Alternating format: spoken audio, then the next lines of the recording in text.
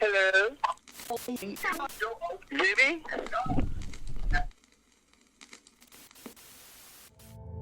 This chapter might get me into trouble. With that being said, I am not suicidal in any way.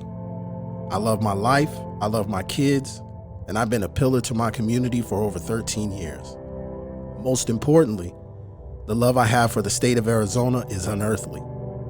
It started as a kid in 1987 when my mother and I visited this church in the Phoenix area.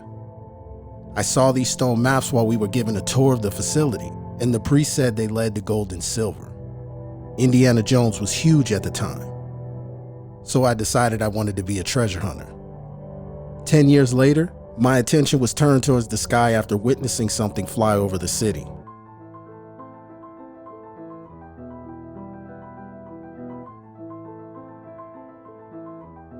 Over the years, the hunt for treasure shifted into a thirst for information on the unknown objects above. I've traveled the world for knowledge. These eyes have seen things that many will not be able to. It wasn't until October of 2011, on a trip to the Asia Minor for a research paper, that ended up being the most fruitful.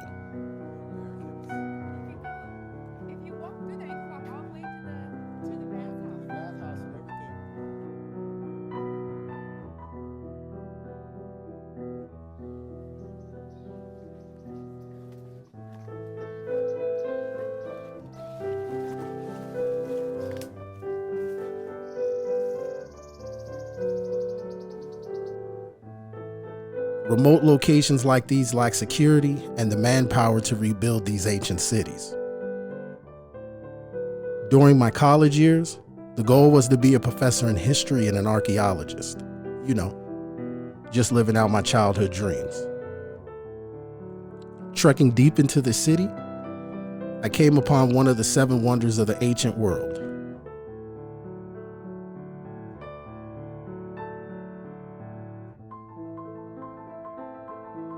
Hidden passages, relics, statues are all within arm's reach. But then I came across the most important find of all. The information that was uncovered led me to an unexpected yet familiar location. I'm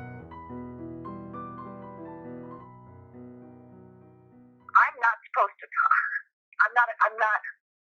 How do I say it? I've always known I'm not supposed to be talking.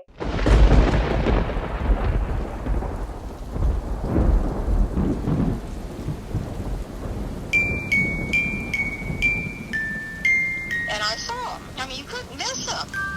If anything, they're more curious about us as we are about them.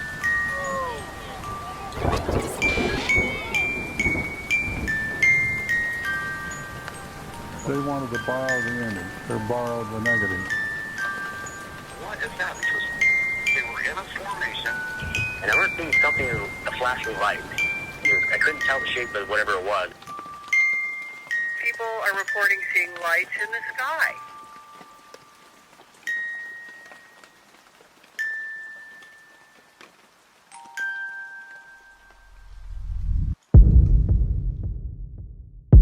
What do we know? New planets are discovered almost every day. Many of them similar to the place we call home. These discoveries have caused many to shift their thought process to the possibilities of other life forms inhabiting these planets. We are not going to show you any aliens or little green men. However, we will show you things in the sky that you may be unfamiliar with. Some in which we can explain, and some that we cannot. Understand this, they are real.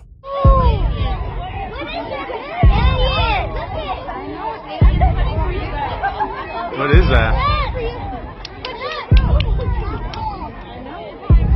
They're coming for you guys. You no longer have to ask that question. In this chapter, we will explain why you should get away from using the acronym UFO. The conversation shifts towards aliens, That's not always the case. Instead, we will say unidentified flying object or unexplained aerial phenomena. We will give you a crash course into the differences between the two, how to identify, accurately categorize them, and when their visibility is at best. You will also hear from credible eyewitnesses and their experiences. You will understand why the government insists that you stop saying UFO, but instead call these sightings in the sky.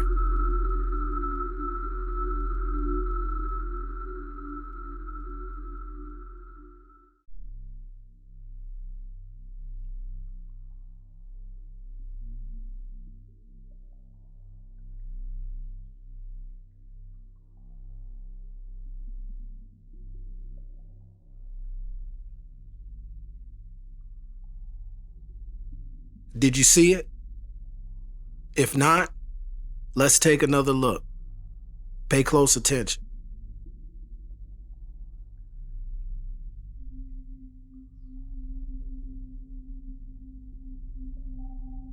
Was it an unidentified flying object or an unexplained aerial phenomena? Let's understand the differences before you answer that. 99.9 KEZ with Beth and Friends. So on Twitter, I saw this topic. What's a story about you that is absolutely true, but people would think it's a lie? All right, it's not a lie. Absolutely true. Good morning, Elizabeth. What's your story? Well, good morning, Beth. And by the way, I just emailed you guys a picture of it. Way long time ago, I was driving west on Camelback Road. I was just south of the Luke Air Force Base there at Litchfield. And 6 fighter jets took off. And at the time, I'm thinking, night maneuvers, because there was the tensions in the Persian Gulf. And then I'm thinking, those guys look like they're going off to fight. And when I look up to my left, there's this big, huge UFO up in the sky. And I just pulled up the picture. It looks like 3 orange balls of flame or light or something. Make it bigger. You'll see the big black triangle that they're attached to. All right, let's see here. I'm trying to see. Big upside-down black triangle, but that was it. And the thing was... It was just huge, and then as the fighter jets got closer and closer to it, all of a sudden the thing just disappeared, just like flicking off a light switch. Now, how did you just happen to have a camera with you? I mean, because we didn't have camera phones at the time.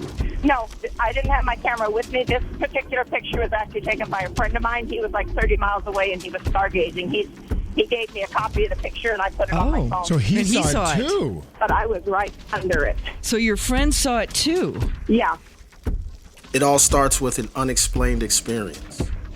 We would like to introduce you to Elizabeth Compton. She worked for the Youngstown Police Department from 1989 to 1998. Her first sighting was on March 13th, 1997. She was on duty the night of the Phoenix Lights. After the interview, we showed Ms. Compton 4 photos of what she just described.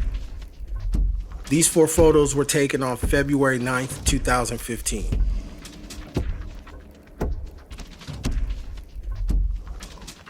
I witnessed and photographed a solid red ball of light near an airplane. The object had what appeared to be an exhaust trail that got smaller. Once that trail disappeared, it began to change its form into a black triangle with 3 visible red lights on the bottom of it, headed south towards Luke Air Force Base. This sighting would have been categorized as a UAP. However, the red ball of light changed into a black object. It was flying, and it was identified. That does not mean that its origins are extraterrestrial.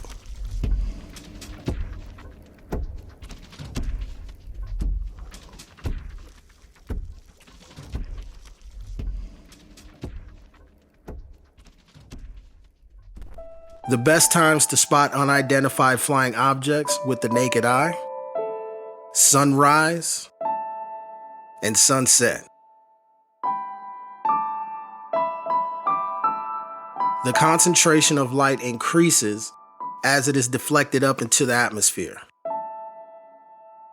During these hours, the refraction of the sun's light scattering is abnormal, causing trouble to unidentified flying objects by disrupting the natural blend in the sky. There are two types of light scattering processes. The first process is me scattering.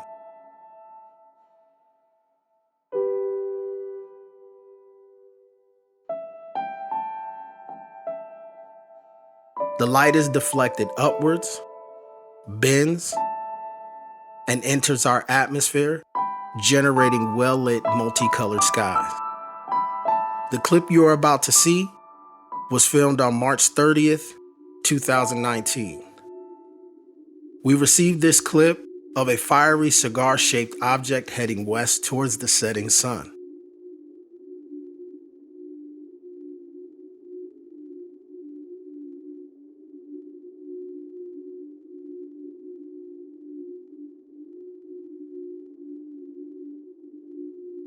Newcomers to this community may question what they are seeing.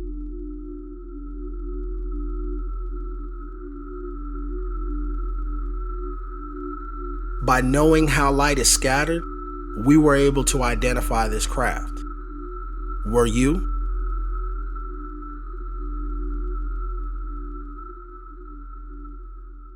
The next image won't be so easy to identify. The second light scattering process is known as Rayleigh scattering.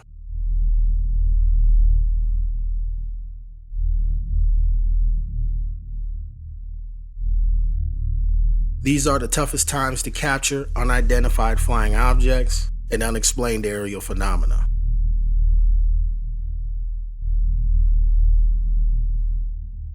We did manage to capture this craft during a clear blue day.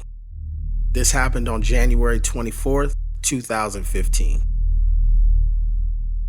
The goal was to photograph the planet Mercury with the rising sun.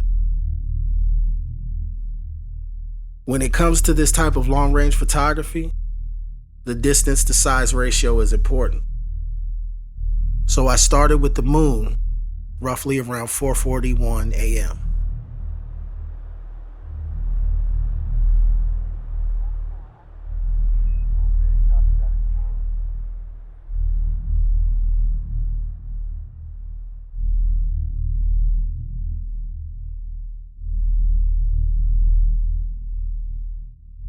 While tuning my camera on the moon, I noticed something in this image. I came across something that I eventually sent to NASA. So compelled by with what I saw, I actually missed the opportunity to photograph Mercury with the rising sun. Warning, this video contains super awesome content. Don't try this at home. At this time, Mercury is dangerously close to the sun.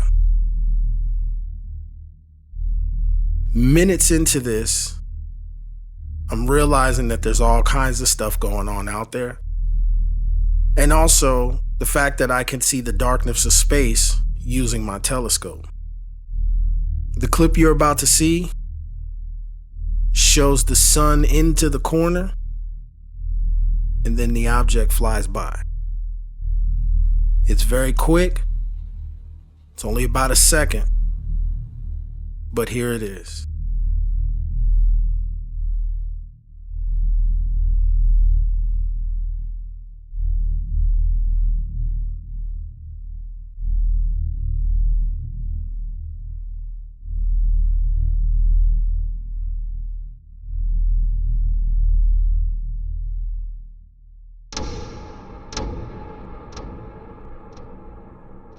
An unidentified flying object can be identified. An unexplained aerial phenomena, that's a little bit different. You can easily tell that it's not a balloon. You can zoom in on it with your camera. You don't see any aviation lights. It's kind of hovering. You cannot explain what it is that you're looking at.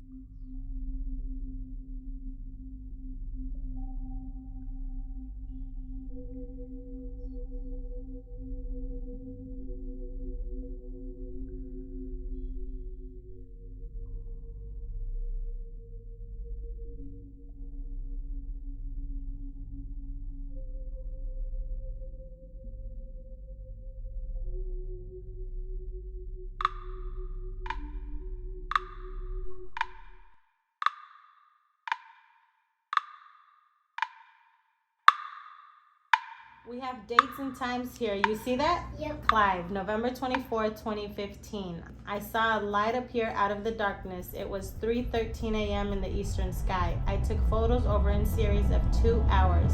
Clive, where are your photos? Send those photos. I need to see the photos. The time is around 3:13 in the morning when I was awakened out of my sleep. I head outside and immediately notice 3 white lights in a triangle-shaped pattern off in the distance. One of the lights disappeared. It does not fade as smoothly as the other 2 did. It appears to be struggling. My immediate thought was something exploded in the sky, maybe a helicopter or a plane, but there's no signs of debris or flames. The only thing that was left behind was this cloud, or what appears to be a cloud. It moved with the rotation of the Earth, meaning this event took place outside of our atmosphere. These white balls of light are very common in the Phoenix area. They seem to be watching over us or involved in certain individuals. These white orbs visit frequently, but never act in this fashion. The strange thing about this sighting is I remember going in the house about 4:44 in the morning, but the photos are time-stamped closer to the 6 o'clock hour. You can see the rising sun in the last few photos.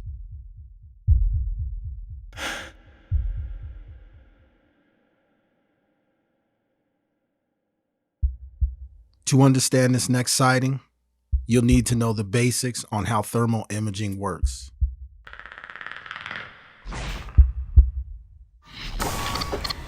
Daylight cameras, night vision devices, and the human eye all work on the same basic principle. Visible light energy hits something, bounces off of it, a detector then receives it and turns it into an image. Light must be received in order to create that image.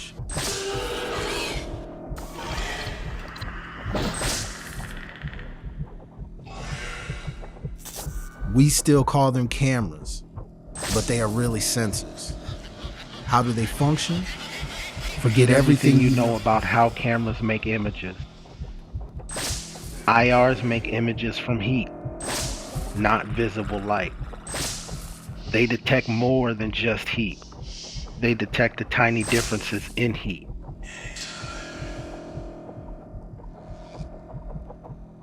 Everything gives off thermal energy, including ice. IRs detect these temperature differences and translate them into image detail.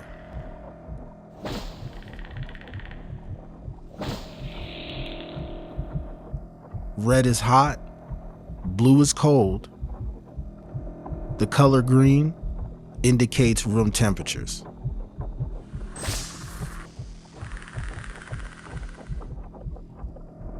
This sighting still remains unexplained. The night started photographing the planet Venus, which can be quite tricky due to its composition. Come here.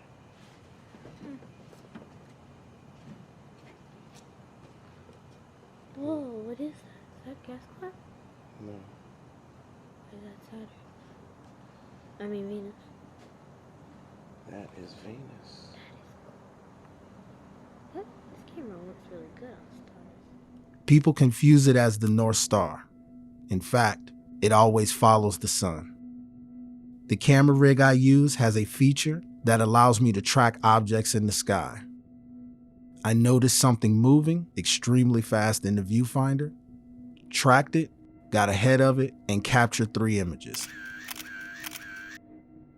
Here they are.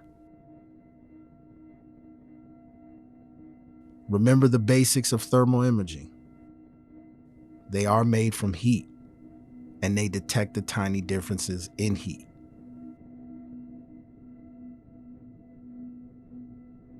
Red is hot, blue is cold. The color green indicates room temperature. We're not even going to try to speculate what this could be. If you look at this last image long enough, you can't help but feel like something is looking back at you.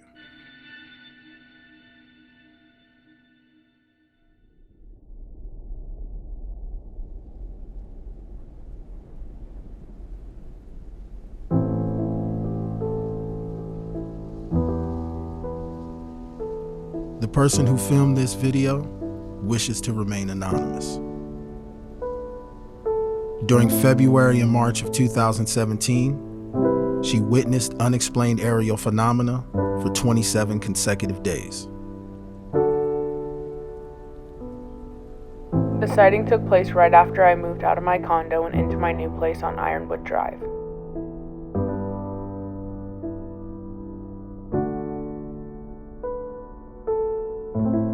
One evening, my husband and I were sitting outside gazing at the sky when suddenly we noticed, south toward Queen Creek, a cluster of strange lights in different hues and tints.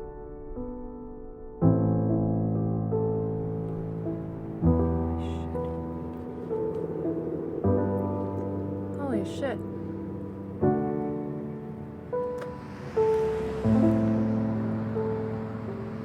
The night sky was highlighted by soothing orange and amber orbs. I looked at my husband in astonishment and asked, "What is that?" The sky suddenly lit up, and a formation of egg-shaped lights appeared out of nowhere over a populated area.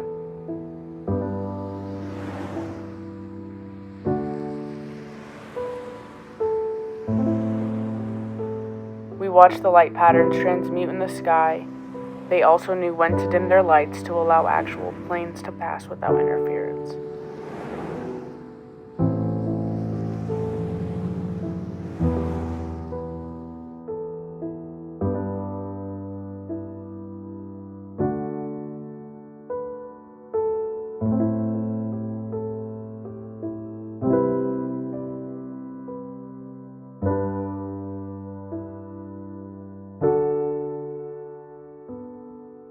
From where we were standing, it looked very close, but in actuality, it was further in distance. If you're familiar with the Phoenix Lights backstory here in Arizona, then you already know what we were thinking. If you haven't heard about it, it's definitely worth the research.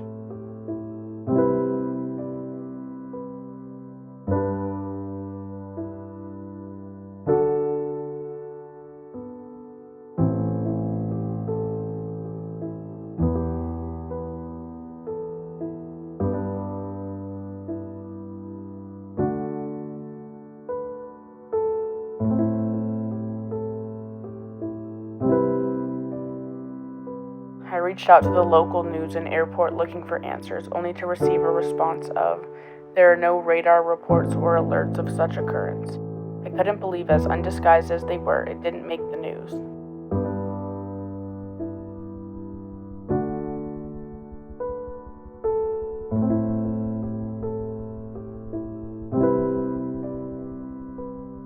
I started feeling very uneasy knowing the military was seeing this happen and made no attempt in intercepting what was going on. At one point, we saw a helicopter approach the lights and then suddenly back off.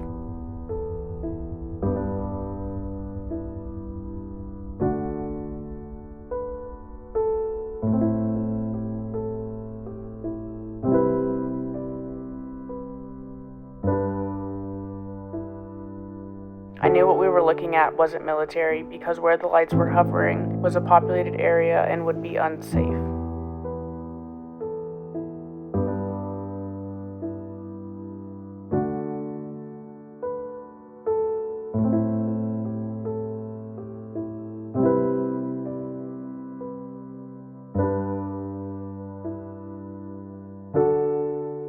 What we saw that night was bluntly trying to get our attention.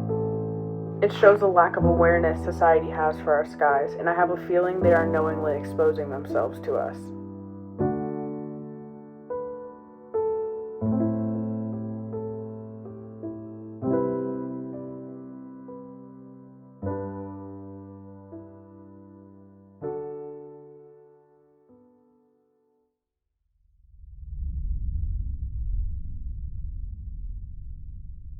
This sighting involves contact. My first recorded event took place in 2007, nearly 10 years to the day after my first encounter. I had the opportunity to show this video to Travis Walton, who was well known with contact and abduction. I believe it was watching over someone else because it was there days before and stayed static in the sky. It wasn't until I grabbed my camera and switched to night vision that's when I got its attention. At the time of filming, I was unaware of what was happening. The first sign was the sudden movement to the left. My confidence grew seeing this action. Anything that big and bright in the sky would have to be a planet. It's not a planet. During March in Arizona, planets rise at an angle starting in the east. The rotation takes them to the south, and then they set in the west. This light was headed south as the sun was already below the horizon, against the grain of the Earth's rotation. During this observation, I become aware that it's also in our atmosphere.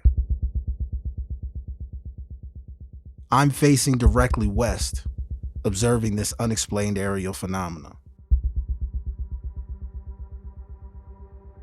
While observing this UAP, its behaviors were very odd. It was trying to mimic a planet in the night sky, but it just couldn't get it right.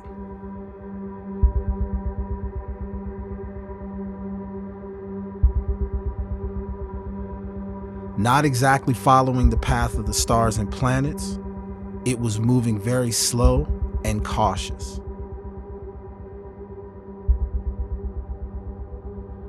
But watch its behaviors.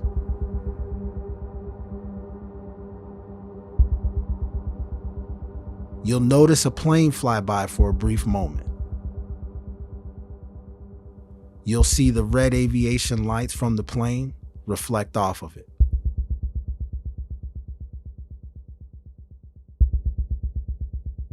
It's definitely in our atmosphere.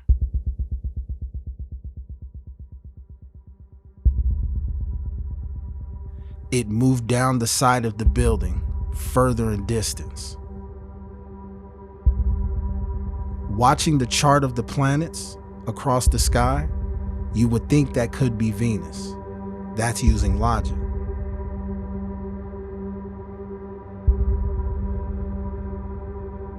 The time that this video was shot, which was around 8:57 p.m., Venus was much closer to the horizon, which would have put it behind this building about an hour earlier.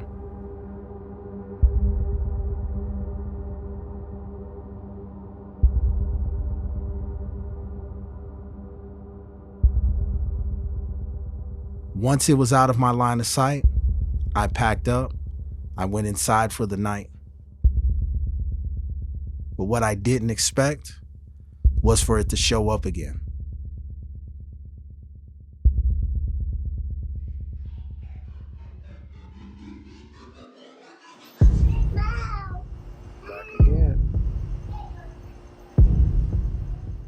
On this exact date, 10 years prior, while working at Sky Harbor Airport, I witnessed my first sighting during the evening hours. It's happening again. I went outside, and there it was, sitting almost in the exact same spot from a few days prior. The camera in use has a night vision feature on it. This is the second time in a week. When it comes to night vision, there are two ways that visuals are produced. The expensive way is true night vision devices.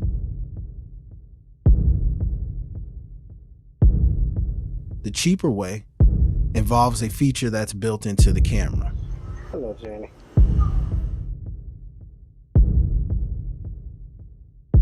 This feature involves a light that is projected from the camera that the human eye cannot see. It's back and it's slowly moving.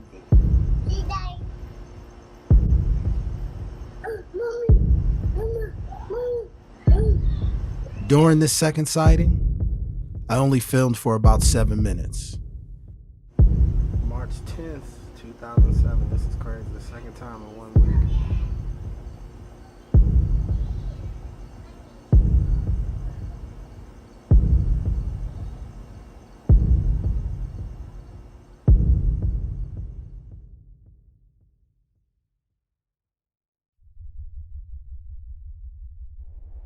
Due to the sensitive nature of this material, some of the information you are going to see will be withheld.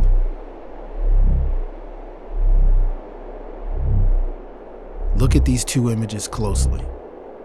This took place near Tucson during the sunset hours. Most people, even experts, think it's a photo taken inside of a moving vehicle, like a raindrop on a windshield. When you look at the uncropped image, you quickly realize that this photo was not captured inside of a moving automobile. What would have caused the light to bend in front of that rainbow? The one thing we know is this: mist scattering disrupted the natural blend of the sky, causing this phenomena to take place. Before we go into our next interview, let's take a look at the video in the beginning of this chapter. Can you spot the sighting and determine whether it's an unidentified flying object or an unexplained aerial phenomena?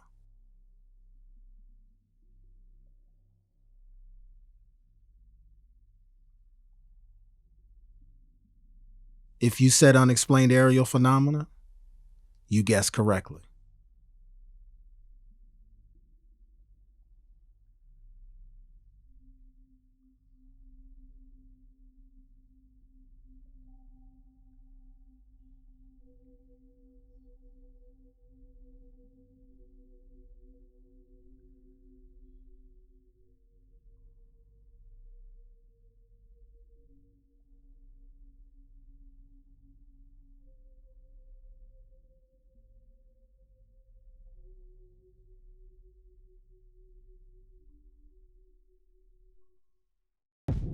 This next interview involves a gentleman named Martin. He came to us with visual evidence of an unexplained aerial phenomena that eventually flew into the airspace undetected at Luke Air Force Base. Listen to Martin's remarkable story about what he saw living right next to the base. See, I was sitting outside in the backyard, and because Luke Air Force Base right down the street, you know. Actually, it's about 2 miles away from my house, and usually every day you can hear the planes coming in about 6 o'clock, 7 o'clock, and they make an enormous amount of noise. I'm sitting out there having some tea, and with my dog out there and stuff, and I look to my right, so I'm looking north, and I see this real bright light up there. Well, these jets from Luke Air Force, they have the same bright light exactly. So during the day, I mean, it's like you're looking at a bright star when they're coming in. So I'm looking at it, and I said, I'm thinking to myself, as I'm drinking my tea, I'm thinking to myself, well, they're going to be passing by in just a little bit. I don't look forward to it because they're so loud, So I'm sitting there, and then about a good 5 minutes went by, and I look back over there, and it's still sitting there. And I'm like, what the hell, man? I mean, go, it didn't even, it's just sitting there, you know what I mean? And it's not flickering yet. On the video, it shows that it's flickering, you know, because if you look at an airplane, okay, with your phone, the lights don't flicker. You understand what I'm saying? When you're looking at an airplane with your phone, you know, try recording it, you'll see that the lights don't flicker. But this one, when I started recording it, the lights were flickering. But when I was staring right at it, there's no flickering. So let me go back to where I was sitting there, and I'm looking at it, and I'm going, man, this thing is just sitting there, you know what I mean? So I go, thinking to myself, you know what, I'm gonna stand up and walk towards the end of the patio to get a better look. And when I got up off the chair, the lawn chair, and I walked halfway to the patio, no kidding, man. Now I'm estimating this thing must have been about a good 5 miles away. Okay, because of the height and just you can almost tell how far it is. You know what I mean? Just by looking at it on the phone, you can't. You know, you can't determine depth, but as you're looking at it, you can determine depth. You know how far it is. Yeah. But when I stood up and I walked halfway to my patio, that thing shot towards the west. I mean, it was a freak of a from Still Point to the left, bam, real fast, and it stopped. And I stopped in my tracks, and I was freaking out, and I was like thinking to myself, what the hell did I just see? So I'm looking at this thing, and it darted to the left, which is going west, and all of a sudden, you know, I started walking towards the end of the patio, and that thing just dropped.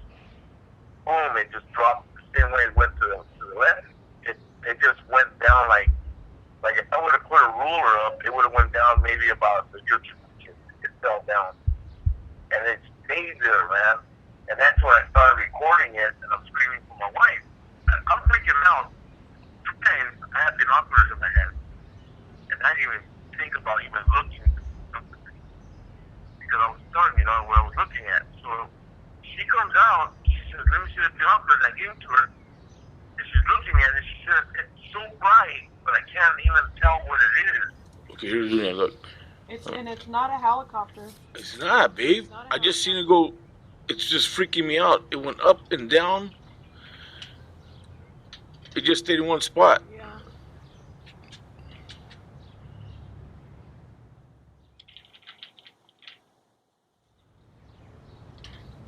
Look at it, went dim. See that? Yeah. It just stays in one spot, honey. Yeah.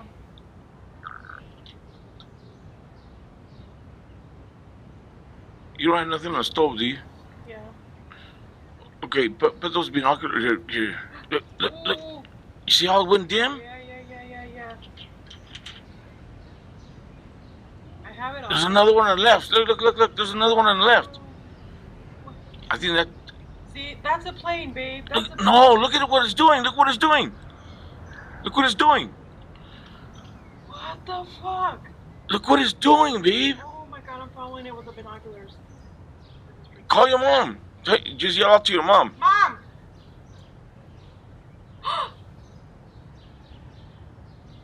And that's the Air Force that went over there, babe. Mom!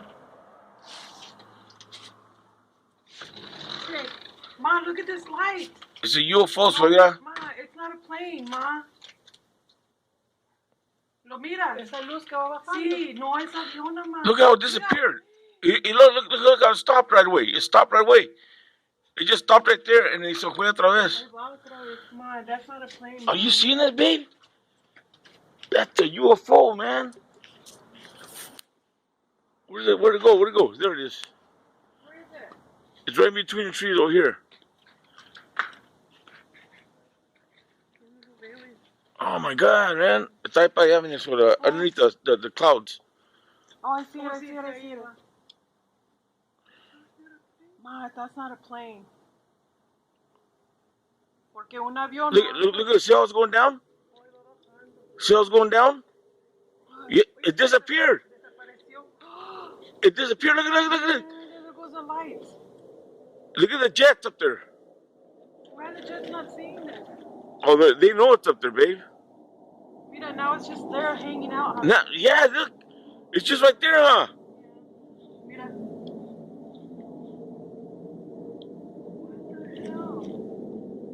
Look at the jets up there, man. It's right over the Air Force Base, babe. I know. I lost it, Javier. It's still there. I can't even see a shape. I can't see nothing. It's just so bright. Like if you're looking not at the sun, but it's just like looking at a silver star, but it's just so bright you can't even see the radius of it or anything like that. So, I'm looking and I'm telling her, look, man, it just freaked me out. It moved over and it did this, and I don't know what to say. And I looked at her and I said, do you see it? She goes, yeah, I'm looking through binoculars. I can't believe that I'm seeing this thing. So I had the camera and I see that I thought it was another one, but it was actually an airplane that was going by. Okay? Now, if you're standing at my level, which is ground level, and you're looking straight up at it, that means the airplane was way below the object. Even though it looks like it's above, it's way below, which means if I was standing eye level, which is maybe, say, 1,000 feet up in the air, I don't even know if it's that high, but maybe 1,000 feet up in the air, if I was looking directly at it, that means that airplane would be low. So it had no chance of seeing it. You got what I'm saying? As it was going by, the thing disappeared, man. And that's when I went, look what it's doing. That's when I said that. It disappeared. And when it appeared, it was already, when it reappeared, it was already to the left of that spot where it was at. It reappeared. It must have been like, I would say, at the distance of where it was at, maybe, a quarter mile away from the point where it was at when it reappeared. And they just booked it, man. It started taking off towards the sun, And I'm taking video of it as much as I can. But when it went past the tree, past the little house, and it was in between the house and the tree, it disappeared again. I go, look, it disappeared. And then it reappeared again, and it was still moving, but with a drop of a dime, it stopped in midair again. And I go, no, it stopped. And then all of a sudden, it took off again. But now when the film, or I'm filming with a phone and it's already towards the sun, you can't see it because the sun, of the glare of the sun. But we can clearly see it. And it went all the way towards the west where the mountain was at, and then it hovered. It went down really low, and it hovered. It hovered, man. It just stayed there. And that, I think that's when my phone just died out because maybe I didn't have too much time or data. But it hovered right there, and it all of a sudden it went up, and it just went over the mountain, took off to the west, to the left. Well, you know what? I went to Luke Airport Base with it. The next day, I went over there. I told him, hey, I think you guys have a problem. And the guys were kind of laughing at me, the soldiers. It's probably a drone and all that. I go, you know what, man? This is an Air Force base. You should take every goddamn threat seriously, not make a joke of it. I go, okay, well, let's go see what you got. He takes me into his room, and there's probably about 30 people in there. So he could see it better because it was too bright outside. And he let it go, not even halfway. So he was looking at it. He was like, yeah, well. I go, keep looking at it. Keep looking at it. And listen to what I'm saying. And he's looking at it. And when he sees it move, he says, okay, well, hold on. Let me call the investigator. So right away, he calls this investigator. And he says, I think you need to come out here. There's something you need to see. And they asked him what it was. He goes, well,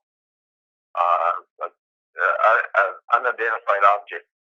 And I go, you know what this thing was doing, it was looking at the Air Force base. It was checking you guys out.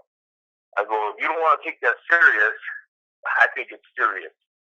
If you don't know what it is, well, then you guys better investigate and find out what it was. And then the guy comes, investigator, about 15 minutes later, he comes, in the truck. And he's looking at it, and he's like, can you send me a video? Send me an email. So I did. I sent him the email and everything, and then he gives me his card. And he never got back with me or anything like that about it. But you know what? You know what's crazy? For 2 weeks, these jets weren't flying. For 2 weeks.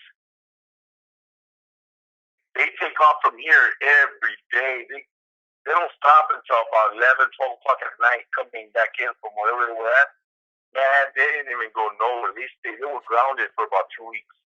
You know what's weird is when they started flying, they wouldn't even leave the area. They would fly around the Air Force base. They deploy. They take off the runway, these sharp turns, and they fly around the Air Force base, and they would land it again. And they were doing that for about a week, and then they don't take off from the north side anymore.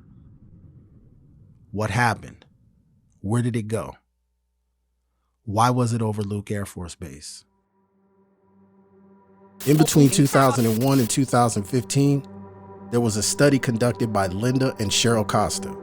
They took the number of UFO sightings over this period and broke it down to the county level. Number 1 is not surprising, but number 2 beat out 36 states.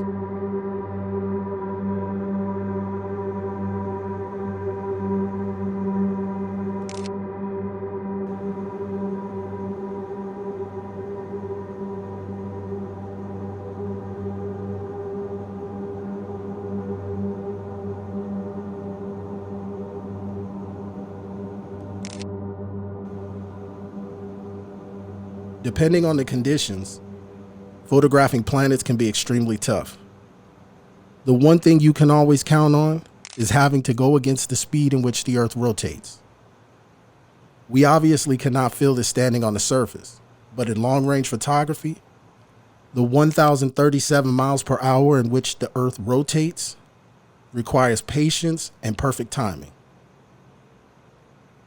In 2015, a new passion grew on me. Similar to photographing planets, it required timing of fast-moving objects that were sometimes airborne, that radiated colors from both ends of the spectrum.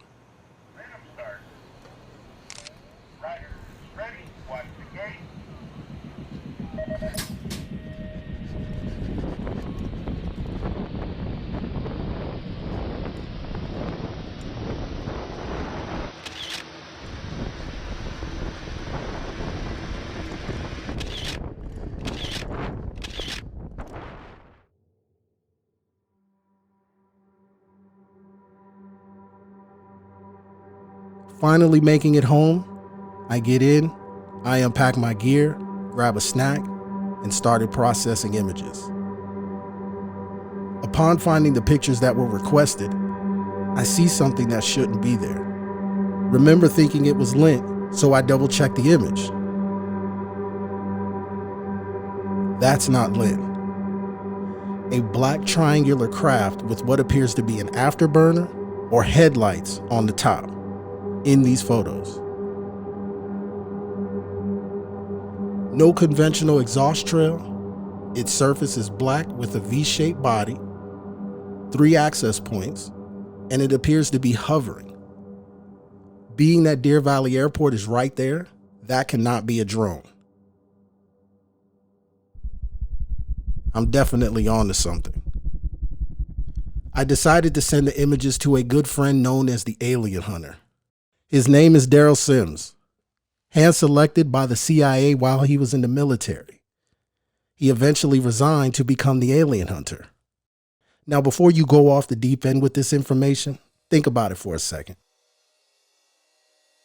He was hand-selected by the Central Intelligence Agency.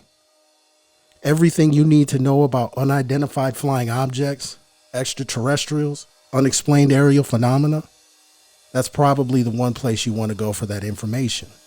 He resigned and started hunting aliens. Upon emailing Mr. Sims the photos of the V-shaped craft and the black helicopter, I also gave him a timeline of how it happened and what took place.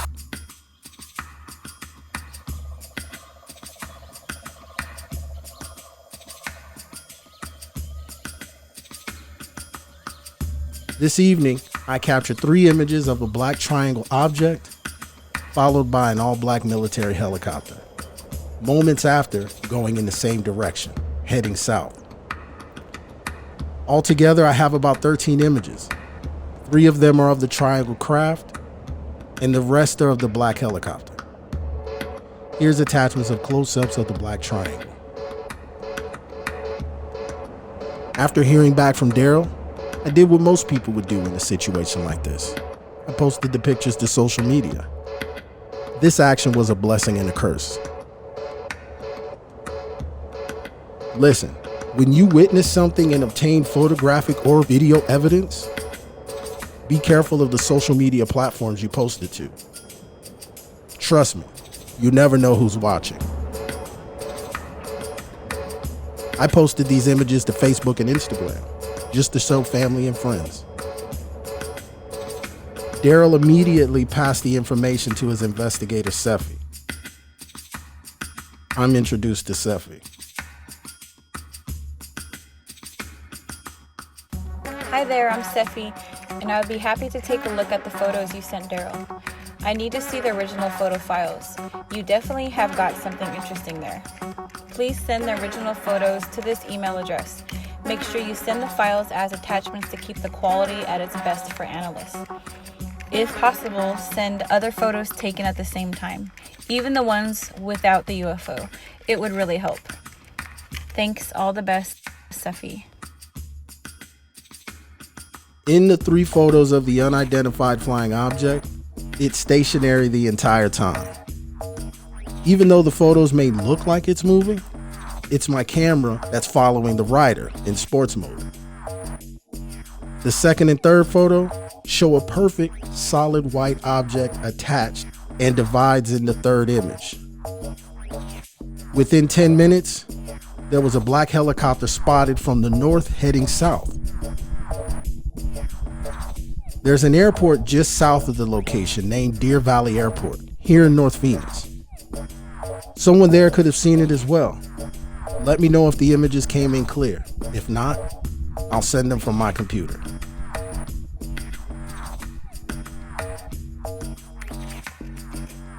Hiya, thanks for the swift reply.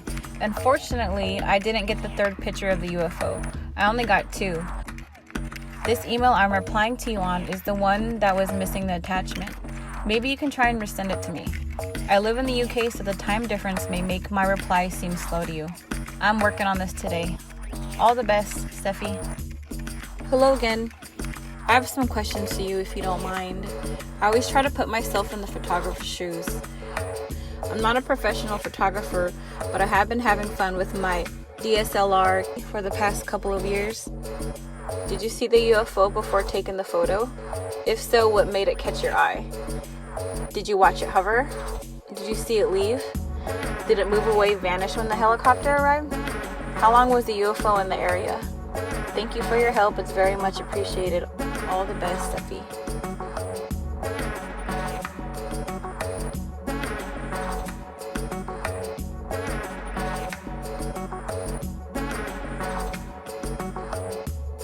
No, I didn't see it before taking the photos. As the pictures were being taken, I did see something but dismissed it, as I thought it may have been lint on my camera or something flew off the rider. I checked my lens and there was nothing there, so I dismissed it and moved on. Then I saw the black helicopter with the naked eye and began to photograph it. That's when I thought to myself, did I really capture something? It wasn't until I got home and went through the images. I was about to post on Instagram, and that's when I noticed the object in the photo. That's when I put it all together. These are great, thanks. This is going to be a big report. I'm enjoying this one very much, especially since your pictures are so nice. I have the same camera as well, so I can really feel these pictures. Thanks again, Safi.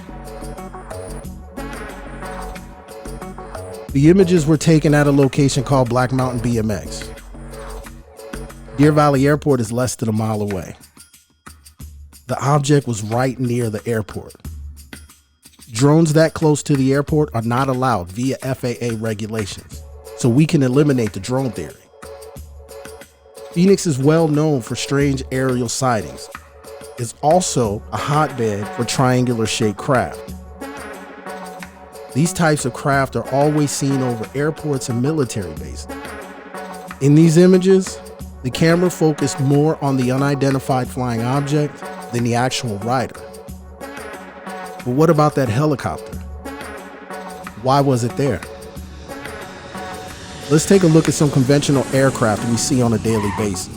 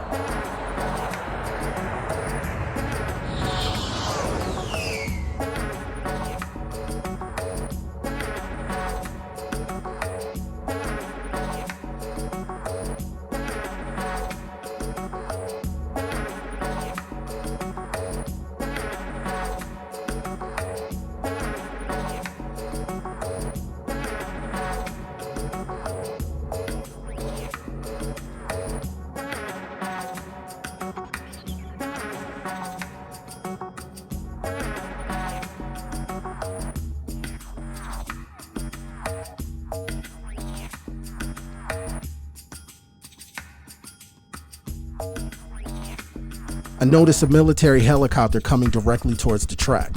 Flies over the track, then makes a right turn heading south, circles Black Mountain, heads west, and lands at Deer Valley Airport. Here it comes again for a second time, flying right over the track, repeating the process, going around the mountain, heading west towards the airport, and landing. Again, it repeats this process for a third time, for a fourth time.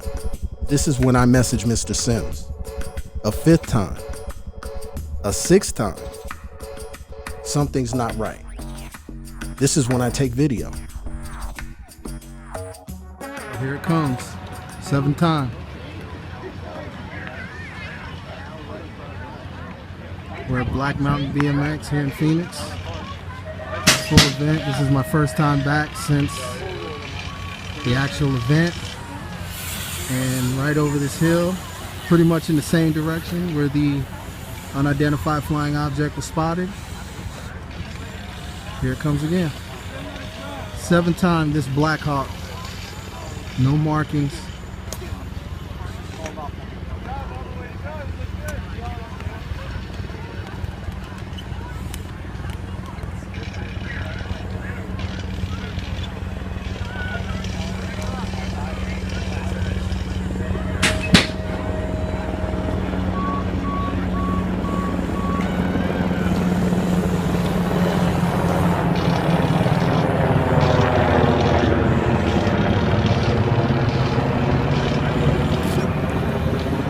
So crazy.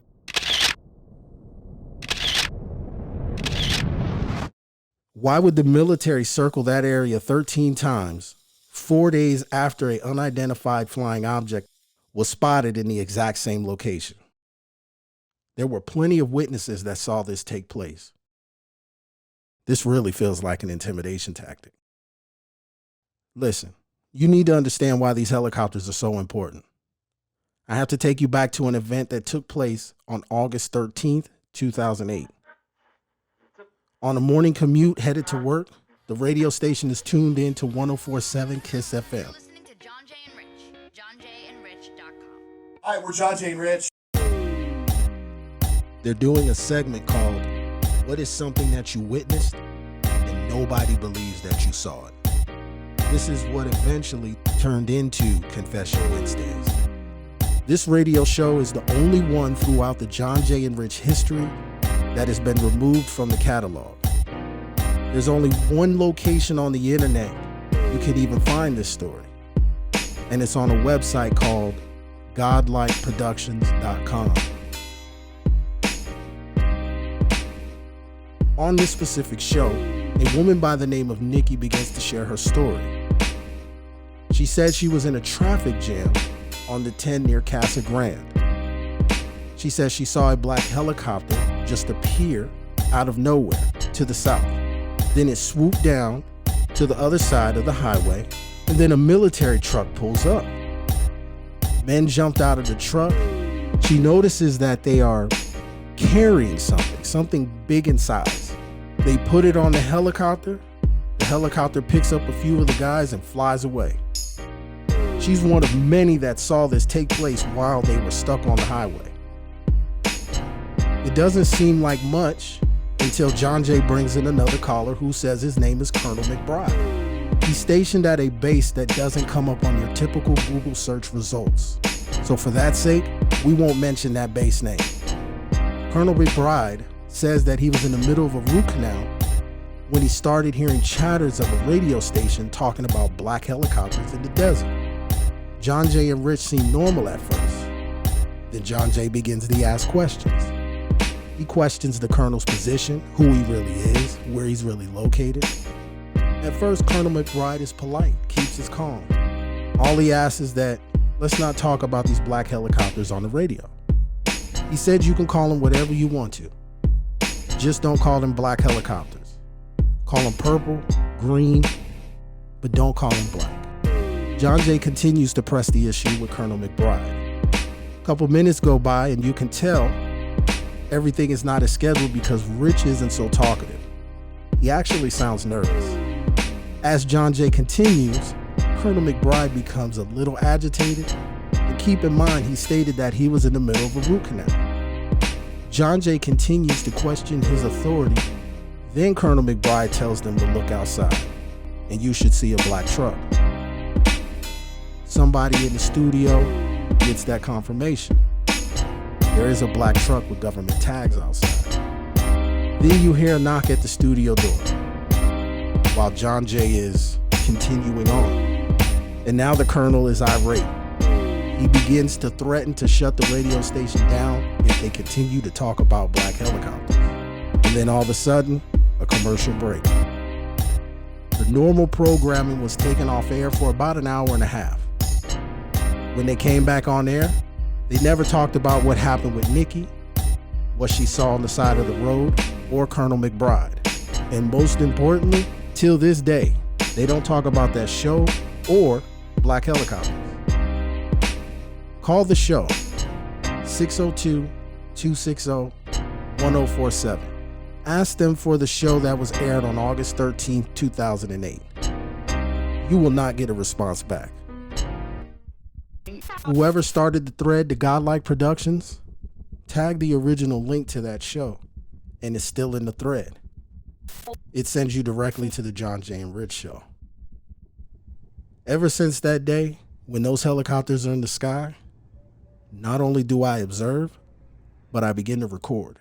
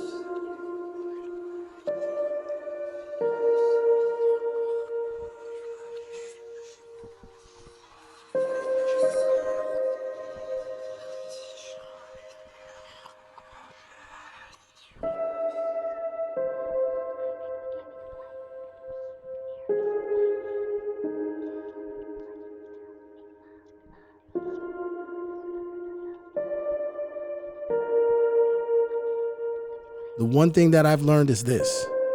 Almost every time there's a UFO in the area, these helicopters soon follow.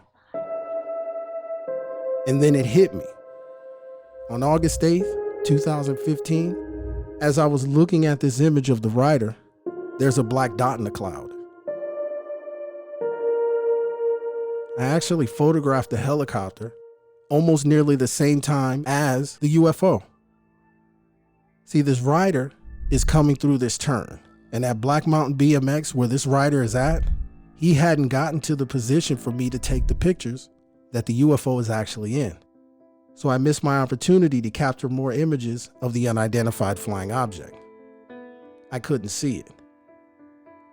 The images of this helicopter were actually taken before the pictures of the black triangle and the rider. It was there. But more importantly, why would they show up 4 days later on August 12th? The very next operational night when it comes to Black Mountain BMX. Why circle the track 13 times? What would that helicopter want over that area? It really felt like an intimidation tactic.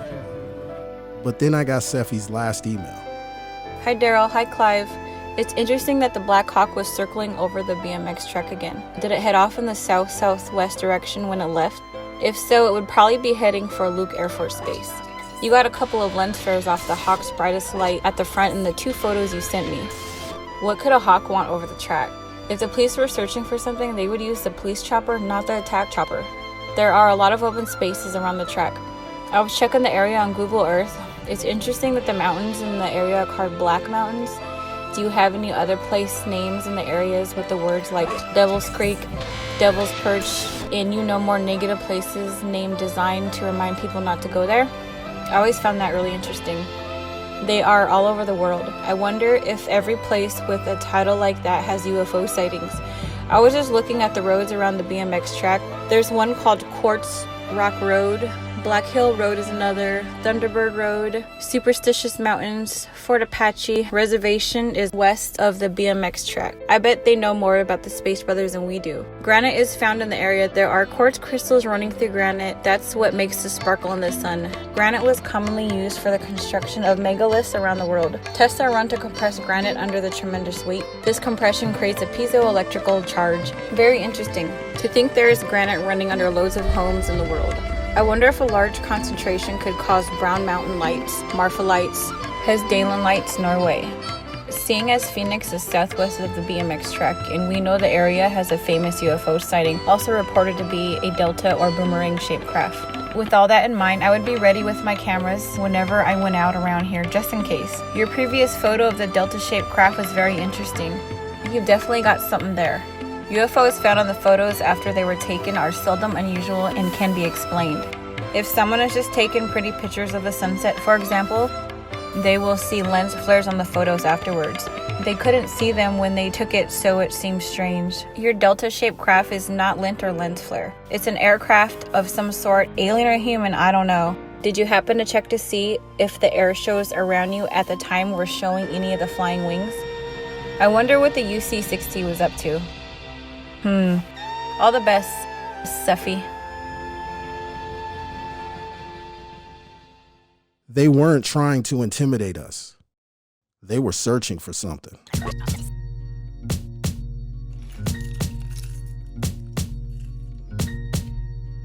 Let's head back out there. I wonder what they were looking for. Hey Dustin, is your earpiece working? Yeah. Yo man, we gotta be sharp. This can definitely get us into trouble. I'm gonna find what they was looking for. This is my boy. Hello? Hey, I just wanted to call you and let you know real quick. I'm about to go film this area of interest, and I'm gonna send you the address just so you know where I'm at, okay? Okay. Do I need to be worried? I definitely could get in trouble, but it's best to do it at nighttime, so. Be careful.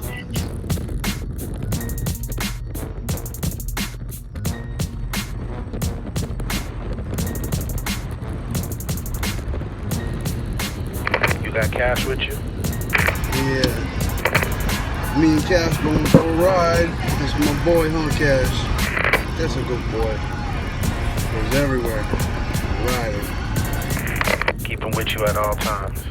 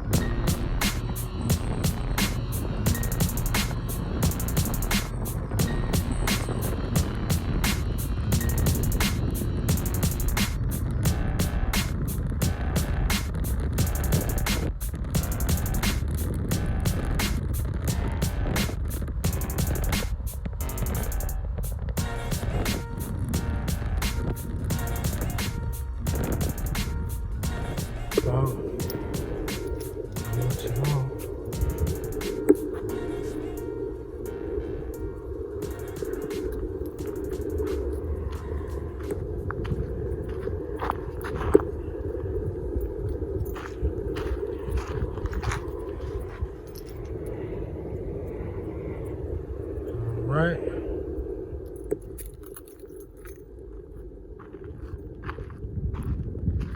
Yo, gotta get out of here, yo.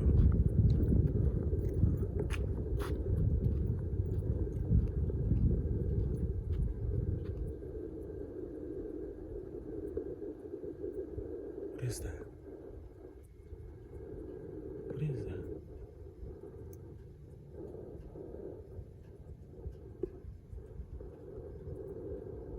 You hear that?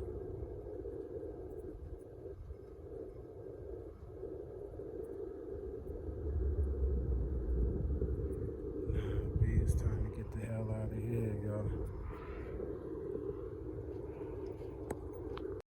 To fully grasp what we found in the desert that night, we need to understand why this area is so important.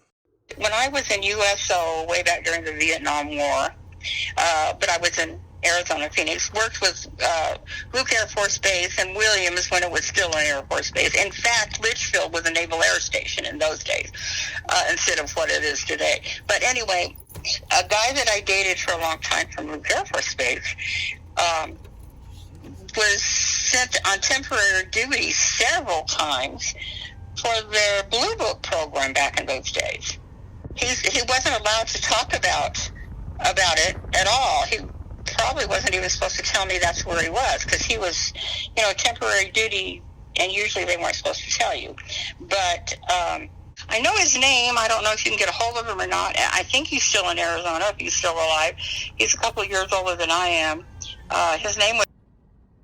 We have someone who worked within the realm of Project Blue Book.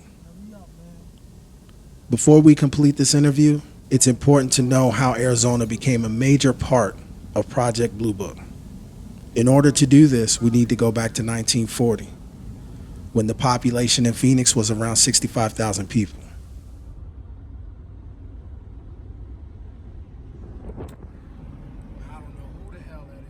Hello, my name is Clive Christopher, creator of Extraterrestrial Man-Made. First off, I want to thank you, the viewer, for watching the film. I hope by now you know the best times to spot unidentified flying objects and unexplained aerial phenomena. With unidentified flying objects and unexplained aerial phenomena being put into law, my goal with this series was to give you fresh UFO content in a state that houses the most reported UFO sighting in history, the Phoenix Lights. What we're going to do with the next installment is we're going to dive into the past a little bit. Phoenix, Arizona wasn't supposed to be the city that we know in present day. In closing, thank you for watching, and start to ask the question, is it extraterrestrial or is it man-made? I'm serious. If it wasn't for my stepson and my stepdaughter having seen the same thing I saw, I would have thought I was crazy, man. People are reporting seeing lights in the sky. remember, driving down I-17 and seeing this odd configuration of lights. And I want to say it was probably about 6 lights, like I said, in a V formation. And then we look north, and here we see these lights coming directly toward us. And the military, the Air Force Base had said something about it, but it was just some, BS, whatever. Well, and I mentioned that I grew up on air bases. My dad was Air Force, and I grew up, so I'm familiar with the sounds of planes, looking at planes. I mean, I was on the base. And then all of a sudden, off in the distance, like the far distance, we could see like a bluish color. I want to say maybe like not even like navy blue, like a lighter blue color. Like the sky just turned, like it went almost like an explosion. Blue color just flashed on and then just like off it went. And we're like, whoa! I'm like, wow! And my brother's like, did you just see that? I'm like, yeah. We saw coming out of the Estrella Mountains these red lights that appeared to be just one aircraft. It had lights on the front of it, and it was more shaped like a boomerang. But as we got closer, we realized it was not just one aircraft. It was multiple aircrafts flying in a V formation. So I would drive through the main drag from Flagstaff all the way through around to where she lived, and I had to pass by the mountains. And it was over on that ridge that I saw those lights. Everybody saw clearly from the street. No one could have missed them. Like not spotlights, but like light bulbs. That's light bulbs suspended in the middle of the air. They were in a formation. They were in kind of like an arc, kind of a little arc. It wasn't necessarily a straight line.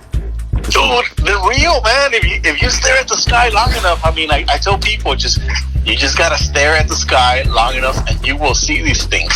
And as it's coming over the mountain, I can see it. I can see the tip of it. It was a V shape, and I could see the tip coming over the mountain. So I stood outside of the truck, and I watched for a minute, and slowly it just went over. And there really wasn't any noise like a jet noise. It was more just like a rushing air. It was very quiet, but it was huge. And I was like, holy moly, what is that? And so my husband looked up and he was like, oh my goodness, what is that? So we stood outside and watched for a few minutes, and it just kind of completely went over us.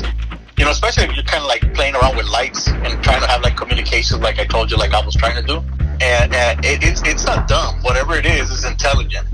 I merely thought, okay, you know what? I'm gonna just play around with this light and see what happens. And Lord and behold, man, it's just boom. We get the light shining upon us, and we're like, and it was just like, it felt like everything, just like I said, just felt like slow motion. But whatever it is was intense. It was luminous, bright blue, and it got us, man. And we're like, whoa, what in the world was this? So it didn't really occur to me that it was a UFO. It was more of a curiosity, like, what the heck is that anyway? And I kind of drove alongside it, and I could look at it. It didn't disappear. It hung right by me. I looked up and to my right, and I noticed a blue light. There's no, hey, it might have been this, hey, it might have been that, nothing. It's almost like they're almost trying to make it that it didn't even happen. There's been no explanation as to what it is, but thousands of people saw fucking giant aircraft fly over Phoenix metropolitan area. And I saw them. You couldn't miss them. All you had to do was look up. Or what? Nobody really knew what it was. It was just V-shaped lights, and to me. And the first thing I saw, before the whole big Phoenix lights over South Mountain, the first thing I saw was the same week. And I remember being just on that freeway, just east of what will be Sky Harbor. And I remember seeing something, a flashing light. I couldn't tell the shape of whatever it was. It wasn't a huge thing. But I saw what I thought was a helicopter flying. And then I noticed behind it there were two other planes kind of offset from each other flying behind it. because of the height and it being night, I don't know how far they're behind it. But they're just tailing it, and you can see it kind of weaving and going through the sky, and they're following it. And all of a sudden, the thing that calls the helicopter just is zipped off, and those jets, what ended up, what I could tell by them, were jets. They took off after it, and about 2 seconds later, they hightailed it back, did a U-turn, and off they went. So if you can just imagine the 51 freeway going north up to